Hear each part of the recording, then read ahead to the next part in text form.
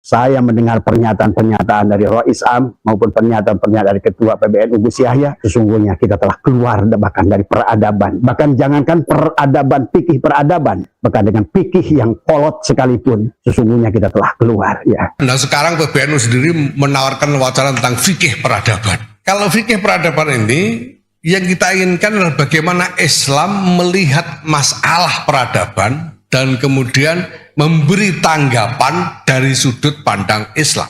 Kita belum punya tawaran tentang peradaban ini harus bagaimana. Kita masih harus mencari dan mengelaborasi. Kita harus akui bahwa hari ini adalah Rois Am yang terburuk yang pernah ada. Maka barangkali ke depan ya untuk memilih ketua PBNU, untuk memilih Rois, maka ada syarat-syarat yang harus kita terapkan. Yang pertama adalah dia cinta tanah air. Orang-orang goblok gak usah nanya dalilnya. Mari kita ikut saja bahwa para habaib ini memang memiliki silsilah yang sambung kepada Rasulullah SAW. Sekarang perpecahan di antara ulama-ulama kultur Nahdlatul Ulama disebabkan karena struktur dari Nahdlatul Ulama yang tidak paham tentang pertama sejarah bangsanya, yang kedua tidak memiliki rasa nasionalisme, yang ketiga adalah kembali primitif dalam berpikir. Karena ada tanda-tanda ghiyabu makna Nahdlatul Ulama.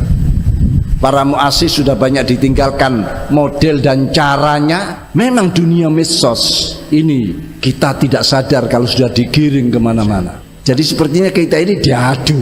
Ayo wis ngomong. Sampean kalau melihat YouTube dan sebagainya, Masya Allah orang sudah ini warga Nahdien apa yang ucapannya sudah tidak terkontrol, mengumpat, menuduh. Walaupun sesungguhnya beliau ini pernah berkata bahwa sesungguhnya kepengurusan PBNU sekarang adalah akan menjalankan fikih peradaban, yang berarti bukan lagi menggunakan perasaan. Mari kita kembangkan satu aktivisme ilmiah dengan satu nalar bahwa kita berangkat dari wawasan keislaman kita menanggapi masalah-masalah nyata, bukan sekedar menjadi pengikut dari wacana-wacana yang tumbuh di luar lingkungan agama. Kalau seandainya Gus Yahya berpegang pada pendapatnya sendiri yang disampaikan beliau pada saat muktamar di Lampung, adalah sesungguhnya harusnya persoalan yang sekarang ini adalah yang kita hadapi adalah yang berkaitan dengan bab nasab ini adalah kalau menggunakan fikih peradaban, berarti kita harusnya sudah selesai pada saat ilmu pengetahuan disertakan di dalamnya. Ngurusin nyamuk saja kita harus datangkan meriam. Itu kan tidak perlu. Karena ini juga soal wibawa dari Jamiah juga. Omongan tentang MLBNU ini kan bukan dari kemarin, tapi sudah agak lama. Saya tidak sependapat, saya mendengar ceramah beliau yang mengatakan urusan ini adalah seperti urusan kecil. Beliau mengatakan buat apa menggunakan bom untuk membunuh nyamuk. Ini adalah satu misal yang tidak baik ya sahabat. Karena pada dasarnya seolah-olah menganggap persoalan ini adalah persoalan kecil. Sudah tidak usah ngomong banyak-banyak daripada kualat. Karena kita ini yang penting jangan sampai kualat. Kalau sudah kualat itu apa-apa salah kedaden. Bagaimana persoalan yang berkaitan dengan nasab dzurriyyat yang agung bagi Nabi Muhammad SAW, yang memiliki implikasi kepada fikih, yang memiliki implikasi kepada akidah, yang memiliki implikasi kepada tauhid, adalah kita dianggap kecil. Sekarang banyaklah cabang-cabang yang sudah di luar tupoksi. Cabang sekarang seperti di Jawa Tengah itu ngurusi nasab, ikut berpolemik. Padahal yang salah hanya orang 1, 2 saja, tapi dikebaui ya semua salah. Itu bukan watak Nahdlatul Ulama. Demi menyelamatkan NU, ini sowan Buya untuk nyuwun donga, nyuwun pangestu agar perjalanan lancar ngaten. Wonten NU, wonten Nahdlatul Ulama. Nggih. Nah niku beda sangat. Nek saged supados dados Nahdlatul Ulama, ampun NU. Nek NU numpang urip. Sehingga Abuya Muhtadi pernah berkata tentang mengumpamakan antara ayam kampung dan ayam negeri. Kata beliau, seharusnya kita berpegang kepada ayam kampung, pada ayam kampung itu adalah tumbuh dengan natural. Kita kondisi niki kedah diselamatkan tuh Ya, kedah diselamatkan. insya Allah kita selamatkan semuanya. selamatkan. Jangan ada apa-apa, jangan cocok. Kita Nanti harus- pelan-pelan nanti insya Allah tahu perbedaan. Iya tuh ayam negeri dengan ayam kampung beda kan. Iya. Nah kalau Nahdlatul Ulama itu ayam kampung. Ayam kampung itu tumbuh adalah dengan tidak seperti ayam negeri yang terjadi percepatan pertumbuhannya sehingga dalam waktu cepat kita bisa menikmati dagingnya. Kembalilah seolah-olah kepada ayam kampung, ya, bukan kepada ayam negeri, bukan pada ayam impor. Bukti-bukti barokah dari zuriyah Ba'alwi. Semuanya merasakan barokahnya Sulam Safira. Kita merasakan sendiri barokahnya. Anak-anak bangsa sudah cerdas. Kiai Imaduddin luar biasa cerdas. Kiai Nur Ihya begitu cerdas. Kiai Alwi adalah begitu cerdas. Dan begitu banyak ulama-ulama dari Nahdlatul Ulama, dari kalangan muda yang jauh lebih cerdas. Tapi kemudian orang tua berkata bahwa tidak usah lagi mengungkit-ungkit sejarah yang sudah ada. Seolah-olah bahwa pengakuan Ba'alwi ini sebagai zuriat Nabi adalah merupakan sebuah kemutlakan yang tidak boleh diganggu. Bagaimana? Idh kultum sami'na wa ata'na. Di saat kalian jiwanya adalah jiwa sami'na wa ata'na. Apa yang diputuskan PBNU, tidak ada sikap lain kecuali sami'na wa ata'na. Selama keputusan itu keputusan yang benar, ya, jadi sami'na ta'na pada keputusan yang benar. Oh, pada saat akli buta yang menutup hakikat daripada akal yang telah Allah berikan, yang mana nanti didohirkan oleh Allah dengan ilmu pengetahuan, baik itu filologi, baik itu genetika, baik itu ilmu sejarah, apalagi sekarang tidak ada sahabat dari walaupun sudah 1000 tahun, bahkan 1.000.000 tahun. Itu menghindari kualat. Pokoknya jangan nantang kualat, karena kualat ini bahaya. Tidak peduli apakah ini berkaitan dengan sesuatu yang masuk akal buat kita atau tidak. Yang penting jangan sampai nantang kualat. Dan tidak usah mempersoalkan macam-macam. Supaya apa? Supaya jangan sampai kita kualat. Dengan menggunakan karbon C14 kita akan bisa mengukur umur sebuah benda, umur sebuah manusia, termasuk juga batu yang digunakan pada makbaroh itu. Tidak ada yang menyebutkan kitab-kitab kuno yang sezaman. Loh, memang pada zaman itu Hadramaut itu memang sedang dilanda suatu situasi, termasuk keadaan para penduduknya itu semacam nomaden, berpindah-pindah dari satu tempat satu. Jadi sejarah itu tidak kepikir. Jadi tidak ada ahli sejarah waktu itu yang nyatet tokoh ini, ulama ini, tidak ada. Abad ke-5, abad ke-6 tidak ada. Baru muncul awal abad ke-7, baru muncul ahli sejarah. Kelima kan tidak ada sejarah. Setiap zaman terjadi reportase, terjadi pendataan, terjadi pencatatan yang luar biasa sesungguhnya. Yang tidak jelas itu adalah memang tidak ada orangnya. Yang tidak jelas itu bukan berarti saat itu adalah pendataan tidak lengkap. Karena namanya catatan itu sampean cari ya tidak mungkin lengkap, tidak mungkin coba. Sekarang ini aneh-aneh diskusinya ya, bantah-bantahnya orang-orang itu semua ini husnuzon. Kita berhusnuzon saja. Karena pada dasarnya di abad keempat adalah abad kejayaan Islam, di mana Islam sudah hampir 2/3 dunia.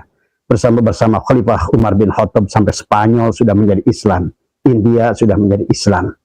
Maka sungguh aneh ya berbicara tentang seseorang yang memiliki adalah kedudukan tinggi, apalagi sebagai dzurriyyah Rasul, apalagi adalah ditempatkan sebagai imam mujtahid seperti Faqih Muqaddam, seperti Ubaidillah, maka mustahil kalau seandainya datanya tidak terrecord ya.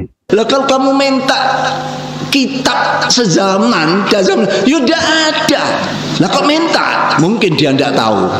Jadi yang nantang-nantang minta kitab sezaman mungkin dia tidak tahu atau bodoh. Kalau zaman itu memang tidak ada sejarah. Artinya sejarahnya tidak tertulis dengan baik. Fikih peradaban adalah bicara tentang filologi. Fikih peradaban adalah bicara tentang genetika.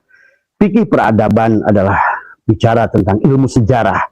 Bagaimana mungkin Gus Yahya menyampaikan bahwa catatan, bahwa bisa jadilah catatan itulah tidak lengkap. Nah, kalau sekarang ribut-ribut silsilah Ba'alwi itu barang kuno sebetulnya. Dulu itu saja Kiai Bisri itu pernah menulis silsilah wayang. Dimulai Abimanyu bin Arjuna bin Pandu bin Sentanu bin ngantek Sang Hyang Wenang. Ya gitu, itu ya ndak usah diurus, itu kitab sezaman yang menjadi sumber mana ya ndak usah ditulis, apalagi dites DNA segala macam ya.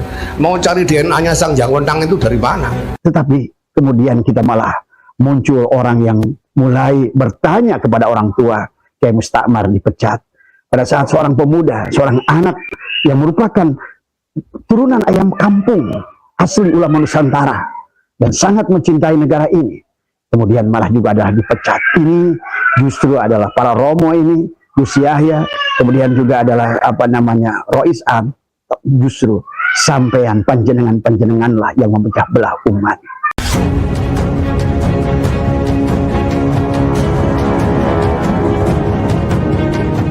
Sahabat, pada siang hari ini Abah ada di kebun, tetapi karena ada beberapa teman yang bisa minta tanggapan kepada Abah tentang kondisi yang terakhir hari ini, bukannya makin membaik, adalah ternyata urusan nasab ini adalah makin memburuk, ya, sehingga timbullah penilaian kepada guru-guru kita yang duduk di struktur ya di sana.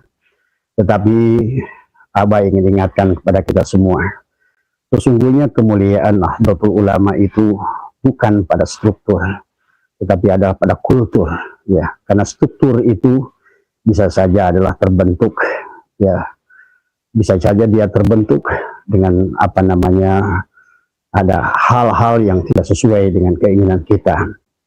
Maka oleh karena itu, ya, tetap kepada para kultur, ya, para ulama Nusantara dimanapun berada, tetaplah kompak. Pada dasarnya, insya Allah selama kita adalah lurus dalam niat ingin menegakkan Islam yang dibawa oleh baginda Nabi Muhammad SAW, dan sekaligus ingin memuliakan zuriyah Rasul yang sebenarnya adalah, dan juga sekaligus adalah memuliakan para ulama, al-ulama warasatul anbiya. Maka oleh karena itu, ya, tetap dingin di hati kita, tetapi tidak boleh diam, karena pada dasarnya saya setuju dengan beberapa pandangan para ulama-ulama yang sudah bicara bahwa kondisi kita hari ini di pengurusan Nahdlatul Ulama di PBNU adalah yang terburuk yang pernah ada. Saya setuju itu, baik di level ketua PB-nya maupun adalah pada roisnya. Kalau silakan Anda bandingkan rois dengan rois, kemudian juga antara ketua PB adalah dengan ketua PB. Nah, inilah yang saya khawatirkan, sahabat. Pada saat barangkali ada beberapa yang kita diskusi di Lampung, ya, tetapi pada saat itu saya meyakinkan panjenengan bahwa saya punya harap yang cukup besar kepada Gus Yahya ini. Dilihat dari tingkat intelektual dan pendidikan yang menurut saya pengalaman luar negeri yang sangat baik, ya, walaupun saat itu adalah saya harus melegowokan perpindahan kepengurusan dari Profesor Dr. Kiai Agil Siraj yang menurut saya sangat mumpuni saat itu adalah kepada Gus Yahya. Tetapi yang ingin saya catat pada saat itu, ya sahabat, pada kesempatan ini, sesungguhnya kita mendengar sendiri, bagi sahabat-sahabat yang hadir saat itu adalah di Lampung, kita sedikit barangkali tercerahkan dengan pidatonya Gus Yahya tentang fikih peradaban. Yang artinya kalau udah bicara fikih peradaban, berarti fikih itu adalah tidak akan lepas, tidak akan sepi dari ilmu pengetahuan. Karena kita udah hampir 1500 tahun sejak baginda Nabi Muhammad SAW wafat, kemudian perjalanan ulama dari Imam Mujtahid sampai sekarang sudah sangat jauh, ya sahabat. Maka tentu saja barangkali hari ini banyak hal yang bisa dikoreksi, banyak hal yang barangkali akan menimbulkan pertanyaan. Terlebih lagi hari ini adalah peradabannya memang peradaban ilmu pengetahuan. Yang menjadi masalah menurut Abah adalah timbulnya masalah ini adalah pada saat hari ini peradaban ilmu pengetahuan, tapi pada saat kita punya masalah yang kebetulan masalah itu adalah tentang hal nasab. Nasab ini adalah memang dibilang adalah masuk dalam kategori fikih, disebut masuk muamalah, bukan ubudiyah pun bukan, tapi dia tetap adalah bagian bab fikih. Maka seharusnya kalau seandainya kita menuntut Gus Yahya tentang fikih peradaban, maka seharusnya dengan fikih peradaban berarti fikih yang menggunakan adab modern di akhir zaman ini, di mana ayat-ayat kauniyah telah Allah dohirkan, ilmu genetika, ilmu sejarah, dan segala ilmu hari ini oleh Allah didohirkan. Barangkali sebetulnya inilah isyarah yang Allah berikan kepada kita, bahwa dalam setiap tindakan kita yang berkaitan dengan bab fikih, itulah kenapa bab fikih ini adalah sesuatu yang tidak bisa dimutlakan, akan sangat berpengaruh kepada ruang dan waktu. Maka kita melihat sejarah bagaimana perkembangan ilmu fikih sampai hari ini, sahabat. Maka itulah kenapa banyak persoalan-persoalan yang muncul, karena hari ini kita berhenti menggunakan akal kita adalah memahami tentang ilmu fikih ini. Sehingga inilah persoalan pada saat timbul ilmu masalah nasab hari ini. Seharusnya kalau menurut Abah, kalau seandainya Gus Yahya berpegang pada pendapatnya sendiri yang disampaikan beliau pada saat muktamar di Lampung, adalah sesungguhnya harusnya persoalan yang sekarang ini adalah yang kita hadapi adalah yang berkaitan dengan bab nasab ini adalah kalau menggunakan fikih peradaban, berarti kita harusnya sudah selesai pada saat ilmu pengetahuan disertakan di dalamnya. Saya tidak sependapat, saya mengingat ceramah beliau yang mengatakan urusan ini adalah seperti urusan kecil. Beliau mengatakan, buat apa menggunakan bom untuk membunuh nyamuk? Ini adalah satu misal yang tidak baik, ya sahabat. Karena pada dasarnya seolah-olah menganggap persoalan ini adalah persoalan kecil. Bagaimana persoalan yang berkaitan dengan nasab, dzurriyyat yang agung bagi Nabi Muhammad SAW, yang memiliki implikasi kepada fikih, yang memiliki implikasi kepada akidah, yang memiliki implikasi kepada tauhid, adalah kita dianggap kecil, ya. Inilah barangkali yang saya berharap kepada Gus Yahya dan juga berharap kepada Rois Am, yang menurut saya adalah betul-betul hari ini kita harus akui bahwa adalah hari ini adalah Rois Am yang terburuk yang pernah ada. Maka barangkali ke depan, ya, untuk memilih ketua PBNU, untuk memilih Rois, maka ada syarat-syarat yang harus kita terapkan. Yang pertama adalah dia cinta tanah air. Dia cinta tanah air. Itu yang harus pertama dipegang.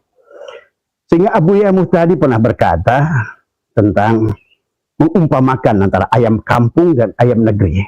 Kata beliau, seharusnya kita berpegang kepada ayam kampung. Pada ayam kampung itu adalah tumbuh dengan natural. Ayam kampung itu tumbuh adalah dengan tidak seperti ayam negeri yang terjadi percepatan pertumbuhannya, sehingga dalam waktu cepat kita bisa menikmati dagingnya. Maka inilah harus dipahami oleh kita. Sesungguhnya isyarah yang diberikan oleh ulama besar Nusantara yang merupakan mufti daripada mazhab Syafi'iyah yang diakui oleh dunia, dan beliau sudah mengatakan kembalilah seolah-olah kepada ayam kampung, ya, bukan kepada ayam negeri, bukan pada ayam impor, bukan pada ayam yang tumbuh besar tetapi tidak melalui proses natural. Oleh karena itulah sahabat, ya, pada dasarnya fikih peradaban adalah bicara tentang filologi, fikih peradaban adalah bicara tentang genetika, fikih peradaban adalah bicara tentang ilmu sejarah. Bagaimana mungkin Gus Yahya menyampaikan bahwa catatan, bahwa bisa jadilah catatan itulah tidak lengkap. Ini bicara tentang dzurriyyat Rasul.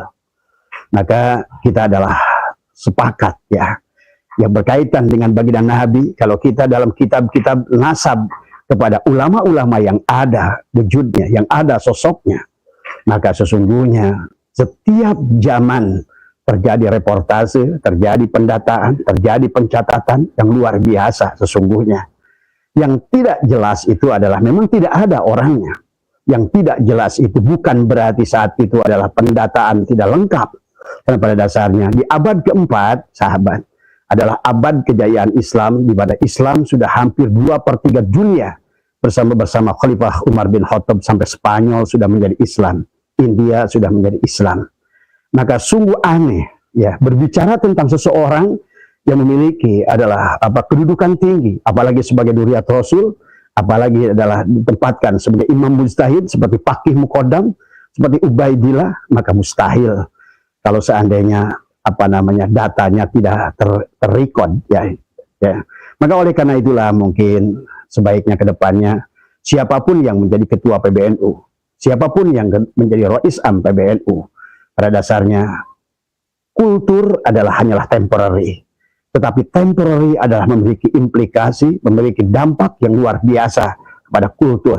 Sekarang perpecahan di antara ulama-ulama kultur Nahdlatul Ulama disebabkan karena struktur dari Nahdlatul Ulama yang tidak paham tentang pertama sejarah bangsanya, yang kedua tidak memiliki rasa nasionalisme, yang ketiga adalah kembali primitif dalam berpikir, walaupun sesungguhnya beliau ini pernah berkata bahwa sesungguhnya kepengurusan PBNU sekarang adalah akan menjalankan fikih peradaban, yang berarti bukan lagi menggunakan perasaan, tetapi sesungguhnya adalah karena fikih itu adalah aini, perkara-perkara yang sifatnya adalah ilmu pengetahuan itu adalah aini, karena perkara-perkara yang di akhir zaman ini, kenapa Allah dohirkan ayat-ayat kauniyah, teknologi semakin canggih, pada dasarnya segala apa yang goib di awalnya, segala apa yang tersembunyi di awalnya sahabat, maka di akhir zaman ini sesungguhnya banyak didohirkan oleh Allah dan diwujudkan oleh Allah. Maka tentu saja pada saat sebuah lembaga yang sangat besar, yang dimana diikuti oleh mayoritas adalah kaum muslimin yang berlandaskan kepada paham Ahlussunnah wal Jamaah, maka tentu saja pada saat seorang pemimpinnya tidak memiliki rasa nasionalisme, pemimpinnya tidak paham Pancasila, pemimpinnya tidak paham sejarah bangsanya sendiri, maka akhirnya mereka tanpa bahkan sekarang saya bisa katakan bahwa ngeyelnya mereka itu adalah karena keterbatasan pandangan ilmunya. Baik dengan pandangan nadhoro adalah pandangan dengan ro'ah, hanyalah menggunakan pandangan ro'ah, baik dan buruk kepada pandangan apa yang dilihat mata dohir. Tapi sudah tidak mampu memandang dengan nadhoro, adalah pandangan adalah di kolbunya. Pada saatnya di situ adalah akan menemukan baik dan buruk lebih baik daripada pandangan yang dilihat oleh mata. Itulah Allah berfirman, wa asya'an takrahu syai'an wa huwa khairul lakum wa asya'an tuhibbu syai'an wa huwa syarrul lakum. Maka sesungguhnya pada saat kita melihat dengan ro'ah, pandangan dohir, maka akan muncul, bicaralah kitab Sulamut Taufik, ya dari sekian kebaikan selalu ada, ya karena kebaikan itu adalah tidak ada kaitannya dengan nasab terkadang. Sebagaimana Ikrimah adalah putrinya Abu Jahal, beliau adalah menjadi mufassirin yang terkenal. Tidak ada masalah sesungguhnya di sana. Tetapi pada dasarnya yang ingin saya tegaskan bahwa pada saat taklid buta yang menutup hakikat daripada akal yang telah Allah berikan, yang mana nanti didohirkan oleh Allah dengan ilmu pengetahuan, baik itu filologi, baik itu genetika, baik itu ilmu sejarah. Apalagi sekarang tidak ada sahabat dari walaupun sudah 1000 tahun, bahkan 1.000.000 tahun, dengan menggunakan karbon C14 kita akan bisa mengukur umur sebuah benda, umur sebuah manuskrip, umur sebuah termasuk juga batu yang digunakan pada makbaroh itu. Maka kalau hari ini di mana pada saat ilmu pengetahuan sudah sampai pada luar biasa, sampai pada sangat tinggi ilmu pengetahuan itu, tapi kita tidak menggunakan, adalah itu berarti kita telah membunuh akal kita. Berarti kalau dengan saya mendengar pernyataan-pernyataan dari Rois Am maupun pernyataan-pernyataan dari Ketua PBNU Gus Yahya, sesungguhnya kita telah keluar bahkan dari peradaban. Bahkan jangankan peradaban, fikih peradaban, bahkan dengan fikih yang kolot sekalipun, sesungguhnya kita telah keluar, ya. Bahkan tidak disadari bahwa kita telah merendahkan seolah-olah kalau seandainya catatan itu tidak ada. Tetapi kalau kita mengambil perbandingan pada ulama-ulama yang lain, misalnya Tuan Syabul Qadir Al-Jailani, bagaimana karyanya jelas, bagaimana kitab-kitabnya jelas tadi semua. Dan tentu saja sampai hari ini kalau menurut saya tidak ada banyak yang akan menolak tentang hal itu, karena memang secara bukti empiris, bukti sejarah adalah tercatat dengan baik. Tapi bagaimana sekarang pada saat anak-anak bangsa sudah cerdas, seperti Kiai Imaduddin luar biasa cerdas, Kiai Nur Ihya begitu cerdas, Kiai Alwi adalah begitu cerdas, dan begitu banyak ulama-ulama dari Nahdlatul Ulama, dari kalangan muda yang jauh lebih cerdas. Tapi kemudian orang tua berkata bahwa tidak usah lagi mengungkit-ungkit sejarah yang sudah ada, seolah-olah bahwa pengakuan Ba'alwi ini sebagai zuriat Nabi adalah merupakan sebuah kemutlakan yang tidak boleh diganggu. Bagaimana hal demikian bisa terjadi pada saat peradaban seperti sekarang ini? Gus Yahya, barangkali hari ini panjenengan bisa mendiamkan banyak ulama dengan cukup perkataan panjenengan, tapi anak-anak kita ke depan adalah lulusan-lulusan daripada universitas-universitas. Mereka nanti akan datang bertanya tentang sejarahnya, tentang filologinya, tentang genetikanya, sebuah klan yang kemudian nanti sudah semakin tidak jelas. Karena pada dasarnya hari ini kita harus mengakui adanya teknologi. Barangkali dulu sahabat, kenapa perkara-perkara ini tidaklah tidak ramai ya, sehingga bahasanya tidak seolah-olah syuhroh wal istifadoh yang dipaksakan. Di Indonesia saja, kalau kita lihat ada 6 aliran agama di Indonesia. Ada begitu budaya yang banyak di Indonesia. Ada suku, 800 suku, ada 1000 lebih bahasa di Indonesia. Sesungguhnya yang mengisbat kepada Ba'alwi itu adalah hanyalah Nahdlatul Ulama. Nah, hanya Nahdlatul Ulama. Muhammadiyah tidak mengakuinya. Persis tidak mengakuinya. Wahabi apalagi ya. Kemudian yang lain-lain pun tidak mengakui Ba'alwi sebagai zuriat Rasul ya. Nah, lantas kenapa kita bersikukuh seolah-olah bahwa kita Nahdlatul Ulama adalah, dan sekarang pun pada saat ulama-ulama Nahdlatul Ulama muda yang sangat luar biasa dalam keilmuan adalah mereka ahli hadis ya, Kiai Alwi, kemudian juga Gus Abbas juga ahli hadis, Kiai Imaduddin juga luar biasa, kalau menurut Abah ahli dalam segala banyak fan ya. Nah, kemudian juga termasuk ahli hadis dan juga, tetapi kemudian kita malah muncul orang yang mulai bertanya kepada orang tua. Kiai Mustakmar dipecat pada saat seorang pemuda, seorang anak yang merupakan turunan ayam kampung asli ulama Nusantara dan sangat mencintai negara ini, kemudian malah juga adalah dipecat. Ini justru adalah para romo ini, Gus Yahya, kemudian juga adalah Rois Am, justru sampean panjenengan-panjenenganlah yang memecah belah umat. Karena Indonesia itu, ingat, Habib itu tidak dipercaya oleh seluruh rakyat Indonesia. Bahkan hari ini kalau dibikin survei, lembaga survei, mana yang mempercayainya dan mana yang tidak mempercayainya. Demi Allah, saya jamin 1000% bahwa yang tidak mempercayainya akan jauh lebih banyak daripada seluruh rakyat Indonesia. Maka disebut syuhroh wal istifadoh, bukan syuhroh wal istifadoh. Sesungguhnya adalah data yang tidak jelas dari awal, kemudian juga teknologi yang belum disiapkan oleh Allah saat itu, maka tentu pada saat itu adalah bukan syuhroh wal istifadoh, tetapi sesungguhnya adalah merupakan diamnya mereka-mereka, karena memang dalam ilmu nasab ini akan kembali, kalau menurut Abah adalah akan mengikuti ruang dan waktu, sama dengan sifat hukum fikih akan mengikuti ruang dan waktu ya sahabat. Maka kalau seandainya bab nasab ini adalah bagian dari ilmu fikih, kemudian ilmu fikih dimatikan semacam itu, maka tidak ada lagi ijtihad. Jadi semua dalam berkaitan dengan ilmu fikih ya. Tentu kita kemarin dalam menghadapi Covid sekalipun kita akan bingung. Bagaimana Anda menghentikan sholat Jumat? Adalah pada saat diperintahkan oleh Allah kita melaksanakan sholat Jumat. Itu karena hasil ijtihad ilmu pengetahuan.